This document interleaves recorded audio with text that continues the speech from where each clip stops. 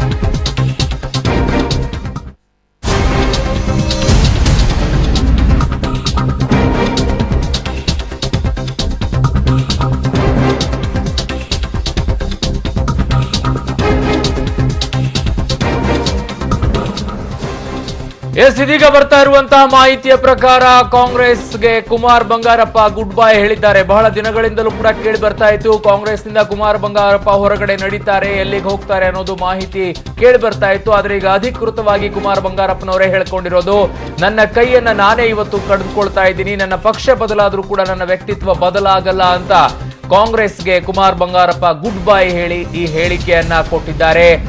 ಮುಂದಿನ ನಡೆ ಎಲ್ಲಿಗೆ, ಮುಂದಿನ ಪಯಣ ಎಲ್ಲಿಗೆ ಅನ್ನೋದ್ರ ಬಗ್ಗೆ ಇನ್ನೂ ಕೂಡ ಸ್ಪಷ್ಟನೆ ಬರಬೇಕಾಗಿದೆ. ನನ್ನ ಕೈಯನ್ನ ನಾನೇ ಕಳೆದುಕೊಳ್ತಾ ಇದ್ದೀನಿ ಅನ್ನೋ ಮಾತನ್ನ ಹೇಳಿದ್ದಾರೆ. ಜೊತೆಗೆ ನನ್ನ ಪಕ್ಷ ಬದಲಾದ್ರೂ ಕೂಡ ಏನು ನಾನು ಬದಲಾಗಲ್ಲ ಅಂತ ಹೇಳ್ತಿದ್ದಾರೆ. ಇನ್ನು ಏನ್ ಮಾತಾಡ್ತಿದ್ದಾರೆ ಕುಮಾರ ಬಂಗಾರಪ್ಪ ನೋಡಿ.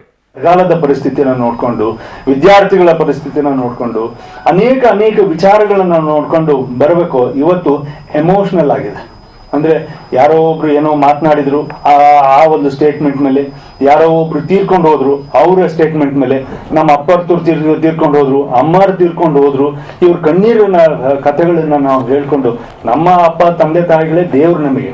ಆದ್ರೆ ಆ ದೇವ್ರುಗಳನ್ನ ನಮಗೆ ಒಂದು ರಾಜಕೀಯವಾಗಿ ನಾವು ಅದನ್ನ ಗಾಢವಾಗಿ ಬಳಸ್ಕೊಂಡು ಮಾಡಿರ್ತಕ್ಕಂಥದ್ದು ಏನಿದಾವೆ, ಅಂತಿಮವಾಗಿ ಆ ತಾಲೂಕಿನ, ಆ ಜಿಲ್ಲೆಯ ಮತ್ತು ರಾಜ್ಯದ ರಾಜಕಾರಣಕ್ಕೆ ಅಷ್ಟೇ ಹೊಡೆತವನ್ನು ಕೂಡ ಕೊಟ್ಟಿದೆ. ಭಾವನಾತ್ಮಕವಾಗಿರ್ತಕ್ಕಂಥ ನಮ್ಮ ಸಮಾಜ ನಮ್ಮೆಲ್ಲರಿಗೂ ಕೂಡ ಗೊತ್ತಿದೆ.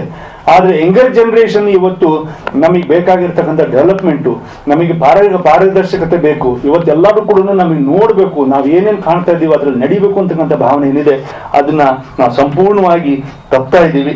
ಅದಕ್ಕೋಸ್ಕರನೇ ಇವೆಲ್ಲವೂ ಕೂಡ ನಡೀತವೆ. ಮತ್ತು ಶಿವಮೊಗ್ಗ ಜಿಲ್ಲೆನಲ್ಲಿ ಯಾವ ಚುನಾವಣೆಗಳು ನಡೆದಾಗ, ಯಾವ ಜನಾಂಗವಾಗಿ ನಾವೆಲ್ಲರೂ ಕೂಡ ಒಂದು backward class, SC ST minorities ಅಥವಾ ಬಡವರು ಅನ್ಸ್ಕೊಂಡವ್ರ ಮೇಲೆ ನಮ್ಮನ್ನ ನಾವು ಅವಲಂಬಿಸ್ಕೊಬೇಕು. ಅದನ್ನ ಬಿಟ್ಟುಬಿಟ್ಟು ಎಲ್ಲಿಂದನೋ ಅವನ ಹತ್ರ ಹಣ ಇದೆ, ಅವನ ಹತ್ರ ಚುನಾವಣೆ ಎದುರಿಸಕ್ಕೆ ಹಣ ಮಾತ್ರ ಬೇಕು ಅಂತಕ್ಕಂಥ ವಾದವನ್ನ ಇಟ್ಕೊಂಡು ಇವತ್ತು ಕಾಂಗ್ರೆಸ್ ಪಕ್ಷ ನಿಂತಿರ್ತಕ್ಕಂಥದ್ದು ಇವೆಲ್ಲವೂ ಕೂಡ ದುರಂತಗಳು. ಹಾಗೆ ನಮ್ಮ ತಂದೆಯವರು ಇದ್ದಾಗ, CM ಇದ್ದಾಗ ಮಾಡಿರ್ತಕ್ಕಂಥ ಸಾಧನೆಗಳನ್ನ ಶಿವಮೊಗ್ಗ ಜಿಲ್ಲೆನಲ್ಲಿ ನಾವು ಬಿಟ್ರೆ, SM ಕೃಷ್ಣವ್ರ ಕಾಲದಲ್ಲಿ ಒಂದ್ ಸ್ವಲ್ಪ ನಡೀತು. ಅದು ಬಗರ್ಕುಂನಲ್ಲಿ ತಂದೆಯವ್ರು ಮಾಡಿರ್ತಕ್ಕಂಥ ಫಾರ್ಮ್ ನಂಬರ್ 5057 ಇರ್ಬೋದು, ಅಥವಾ SM ಕೃಷ್ಣವ್ರ ಕಾಲದಲ್ಲಿ ಆಗಿರ್ತಕ್ಕಂಥ ನಾವು ಬಗರ್ಕುಂಬಿಗೆ ನಾವು ಲ್ಯಾಂಡ್ ರಿಲೀಸ್ ನಾವು ಕೇಂದ್ರ ಸರ್ಕಾರದಿಂದ ತರಬೇಕು, ರೈತರಿಗೆ ಕೊಡಬೇಕು ಅಂತಕ್ಕಂಥ ಭಾವನೆ ಮೇಲೆ ಇರ್ಬೋದು. ಆದ್ರೆ ಇವತ್ತು ಬಗರ್ಕುಂ ಸಮಿತಿಗಳು ಇವತ್ತು ಒಂದೊಂದು ಎಕರೆಗೆ 50,000, 1 ಲಕ್ಷ ಕೊಟ್ಟುಬಿಟ್ಟು ಇಲ್ಲೇ ಇರತಕ್ಕಂಥ ಅಪ್ಲಿಕೇಶನ್ಸ್ ಅದನ್ನ ಮುಂದೆ ತಂದುಬಿಟ್ಟು ಇವತ್ತು ಬಗರ್ಕುಂ ಸಮಿತಿನಲ್ಲಿ ಮಾಡ್ತಕ್ಕಂಥದ್ದು. ಸೊರಬ ತಾಲೂಕಿನಲ್ಲಿ ಕಾಂಗ್ರೆಸ್ ಪಕ್ಷದ ಸದಸ್ಯರು, ಪ್ರಾಮಾಣಿಕವಾಗಿರ್ತಕ್ಕಂಥ ಸದಸ್ಯರನ್ನ, ಅವ್ರನ್ನೆಲ್ಲರನ್ನೂ ಕಾಂಗ್ರೆಸ್ ಪಕ್ಷದ ಸರ್ಕಾರ ಇದ್ದೂ ಕೂಡ ಅವ್ರನ್ನ ಕಿತ್ತು ಹೋಗೋದು, JDS ಪಕ್ಷವನ್ನ ಅಲ್ಲಿಗೆ ಸದಸ್ಯರನ್ನಾಗಿ ತಂದುಬಿಟ್ಟು ಇವತ್ತು ತಿಮ್ಮಪ್ಪನವರು ಮತ್ತೆ ಕಾಂಗ್ರೆಸ್ ಪಕ್ಷ ಇವತ್ತು JDS ನ ಮತ್ತು ವಿರೋಧ ಪಕ್ಷವನ್ನ ಅಲ್ಲಿ ಬೆಳೆಸೋದಕ್ಕೆ ಪ್ರಯತ್ನ ಮಾಡ್ತಾ ಇದ್ದಾರೆ ಹೊರತು ಕಾಂಗ್ರೆಸ್ ಪಕ್ಷವನ್ನ ಬೆಳೆಯೋದಕ್ಕೆ ಅಥವಾ ಇದು ಮಾಡೋದಕ್ಕೆ ಸಾಧ್ಯನೇ ಇಲ್ಲ ಅಂತಕ್ಕಂಥ ವಾದವನ್ನು ಅವ್ರು ಇಟ್ಕೊಂಡಿದ್ದಾರೆ. ಅದಕ್ಕೋಸ್ಕರನೇ MP ಚುನಾವಣೆಯಲ್ಲಿ ಡಮ್ಮಿ ಕ್ಯಾಂಡಿಡೇಟ್ ನ ಹಾಕಿರೋದು. ಮತ್ತು ಚುನಾವಣೆಯಲ್ಲೂ ಕೂಡ ತಾಲೂಕಾ ಪಂಚಾಯತಿ, ಜಿಲ್ಲಾ ಪಂಚಾಯತಿ ಚುನಾವಣೆಯಲ್ಲಿ ನಡೆದಾಗ ಅದನ್ನ ನಾವು ಕ್ಯಾಂಡಿಡೇಟ್ ನ ಕಾಂಗ್ರೆಸ್ ಇಂದ ನೇರವಾಗಿ ಬಿಟ್ರೆ, ಜಿಲ್ಲಾ ಸಮಿತಿಯಿಂದ ಉಸ್ತುವಾರಿ ಅಂತ ಕಳಿಸ್ಬಿಟ್ಟು ಕಾಂಗ್ರೆಸ್ ಪಾರ್ಟಿ ಕ್ಯಾಂಡಿಡೇಟ್ ನ ಹ್ಯಾಕ್ ಸೋಲ್ಸೋದು ಅಂತ ಕೂಡ ಮಾಡಿರ್ತಕ್ಕಂಥ ಶಿವಮೊಗ್ಗ ಜಿಲ್ಲೆಯಲ್ಲಿ ನಡೆದಿದೆ.